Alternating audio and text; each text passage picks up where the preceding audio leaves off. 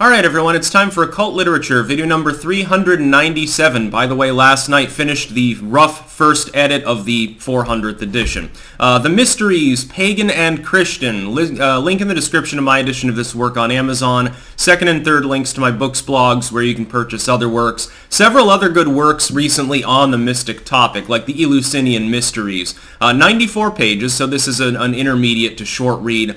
Very, very interesting. The essential sum and substance of this work is to look at the ancient mystery traditions of pagan times, the Bacchic and Eleusinian and Orphic mysteries and so forth, looking at some of their rituals, etc., and concording them with early Christianity especially, and some rituals transmogrified even thereafter up to this present day. That is, that and I think Jonathan Pajot actually is an adherent of this basic principle and speaks about it. By the way, you should check out his work. The idea is that the original mystic traditions, well, depending on how you look at it, they either infected Christianity, and some fundamentalist Christians do believe this. Well, a lot of those churches out there are basically heretical pagans because they're doing pagan shit. Some of them don't even want to have a Christmas tree because of its Norse connotations, for example.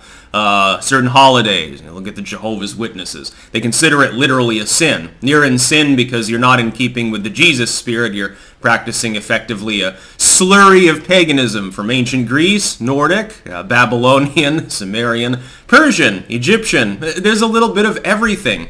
But these particular mysteries, I mean, you've got, for instance, in some of these mysteries, you have the concept of effectively a proto-communion.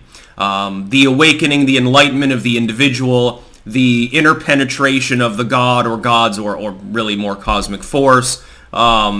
It's pantheistic in the sense of referring to the gods, but it's effectively saying that an unawakened human is just a god waiting to be awakened. That is, that the human being is capable of literally becoming a god, and it's more or less literal in that sense. Having that knowledge and understanding the root of that mysticism, the deeper underlying reality below the symbolism, if you understand that, then when you die, you're in paradise. You effectively have become a god through your own enlightened recognition. The masses, they either, and it really depends, there's some lost in translation concepts here, are either basically in hell, or Hades, in a dark, swampy place with not much to do, and it's kind of dreary, except collect poisonous mushrooms, I suppose. That's what you can do. Play around in the river Styx. And by the way, Dante borrowing heavily from mystery tradition as well. Or you basically, your soul is burned up into nothing. It's sort of like the equivalent of being an atheist. And it traces it up through Christianity. So you've got primitive communion or proto-communion. You've got the aspect of charitable works in some cases. You also have the orgiastic aspect, which is what most people, for some reason, are interested in, the wine, women, and song aspect. And some of the mystery traditions were rather lewd. We're talking beyond just, hey, they're having group sex. There were other elements in the Eleusinian Mysteries work that I had previously edited talks at length about this. There were other things there as well. And it's not entirely clear, by the way, what even the communion was. It could have been psychotropic, depending on how you look at the description of this material. And of course, drinking was encouraged quite openly.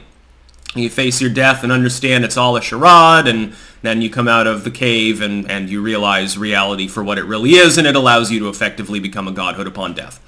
That's basically the sum and substance. Christianity effectively borrows heavily from this, and of course other religions from Christianity. Extremely interesting work. It's very dense and academic. There's a whole laundry list of notes fleshing out parts of the text, terms and ideas. Draws heavily from both ancient and then modern academic sources as well. So it's heavily noted. It's very rigorously academic. This is not an entertainment work so much as really an elaborate historical study.